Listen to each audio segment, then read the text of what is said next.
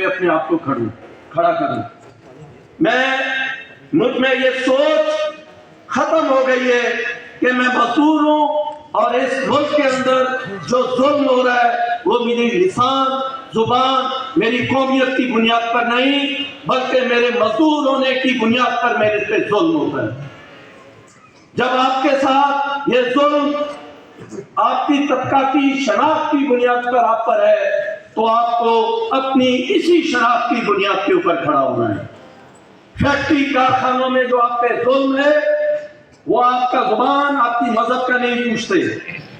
आप हक की बात करोगे आपकी कोई भी जुबान है वो आपको निकाल देंगे। जिस दिन मजदूर अपनी मेहनत कश होने की बुनियाद के ऊपर खड़ा हो गया इस मुल्क का पहला मसला हल हो जाएगा। ये हमारी बदबख्ती और बदकिस्मती है कि हम एक जब हुकूमत आती है और दूसरी हुकूमत जो जाती है हम जाने वाले का याद करते हैं उसे और कहते हैं वो आ जाएगा तो तब्दीली लेके आएगा। जब वो आता है तो हम पिछड़ों को कहते हैं वो आएंगे तो तब्दीली लेके आएंगे। कोई नया पाकिस्तान बना रहा है कोई पुराना पाकिस्तान बना रहा है लेकिन सब के सब जो है उनको मेहनत कशों के हकूक से कोई सरोकार नहीं है। आप मुझे बताइए पाकिस्तान की कौन सी ऐसी पार्टी है जो आज मजदूरों के हकूक के लिए बात कर रही है। मिनिमम वेज का इशू आया, पीटीआई की पश्तूनख्वा में गवर्नमेंट है और 15 साल से हुकूमत है। आपको मालूम है उसने कितना मिनिमम वेज रखा? 35,000। वफाकी हुकूमत ने रखा 37,000।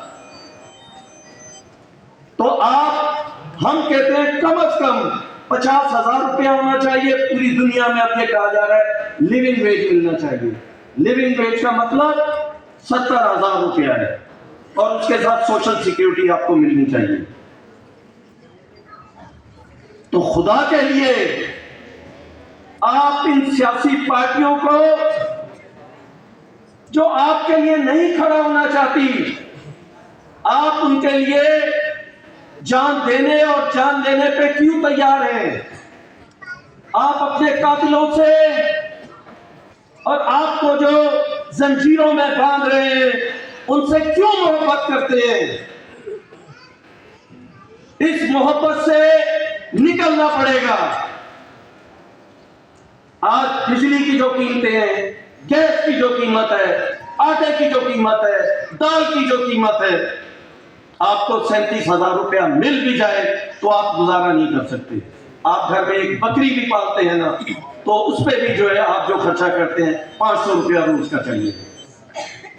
तो इंसानों को जानवरों की जिंदगी गुजारने पे मजबूर किया है।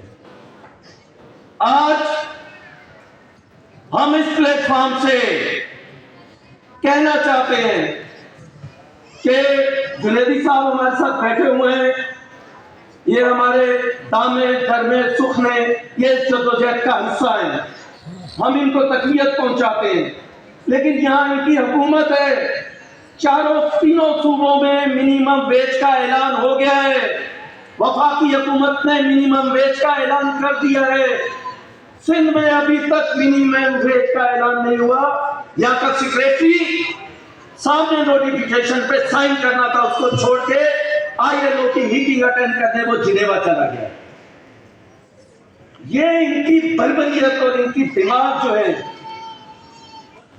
जून में तमाम गवर्नमेंट एम्प्लॉइज की वेजेस जो है उनके जो सैलरी बढ़ा दी गई और उनको फर्स्ट जो है अगस्त से वो मिल भी गई जिसमें सेक्रेटरी भी शामिल है। नईम सादिक साहब ने वो लेटर भी लिखा है उनको कि भाई आपको नींद रात को किस तरह आ जाती है कि आपकी 2.5 लाख 3 लाख तनख्वाह है उसमें 20% इजाफा हुआ है, आपको मराहत है, लेकिन जो मजदूरों के लिए 37,000 है उसका ऐलान करने में आपको तकलीफ होती है। ये बिलावल भुट्टो से हमारा सवाल है कि आप सारे पाकिस्तान का दुख लेके घूम रहे हैं लेकिन घर में जो हो रहा है इस पे आपको कोई इसकी नजर में नहीं आता। मैं यहां प्रपोजल रख रहा हूं आपके सामने, अगर इस हफ्ते में मिनिमम वेज का नोटिफिकेशन इशू नहीं हुआ, कॉन्ट्रैक्ट सिस्टम के खिलाफ उन्होंने मजबूत कोई हमें ठोस यकीनदानी नहीं करवाई, हम सिंध असेंबली के सामने मजदूर धरना देंगे। क्या आपको ये बात कबूल है? ये बात देखिए, हम सब ये ताली बजा रहे हैं, लेकिन दिल पे हाथ रख के कहें, हम सबके लिए निकलते हैं। एक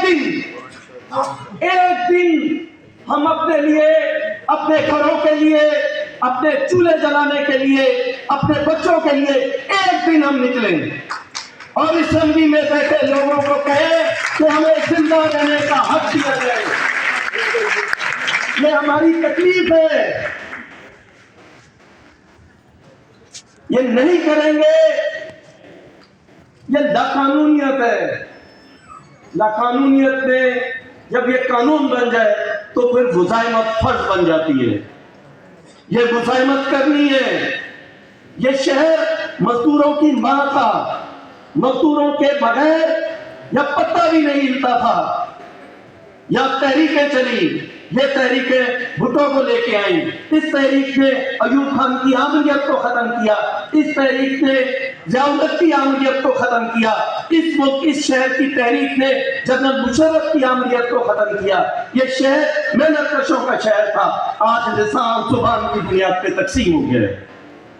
हमने एक दूसरे के गले काटे हैं जुबान के नाम पर, हमने चौक बना दिए। क्या नतीजा निकला? इससे बाहर निकलना है। वेज हमारा हक है, ये रियायत नहीं है। अब फैक्ट्रियों, कारखानों के अंदर और कारखाने जितनी भी हैं, वो मीडिया हाउसेज हैं, वो कोई और जगह है, तमाम वर्कर को उनके कानून के मुताबिक उनको हक दिया जाना चाहिए। ठेकेदारी निजाम गैर कानूनी है, सुप्रीम कोर्ट उसके खिलाफ फैसला दे चुकी है। सिंध लेबर कोर्ट उस ठेकेदारी निजाम को दोबारा राइट करना चाहता है। इसमें सिंध का लेबर डिपार्टमेंट ILO का, हम सिंधी में उसको कहते हैं, छाड़का बना हुआ है। मतलब उसकी पुष्पनाई से, उसके 4 पैसों की बुनियाद पर सिंध के करोड़ों लोगों को, पंजाब में भी यही हो रहा है। पंजाब एक कदम आगे गया है। ये कहते थे वोट को इज्जत दो, भाई वोटर को इज्जत दो।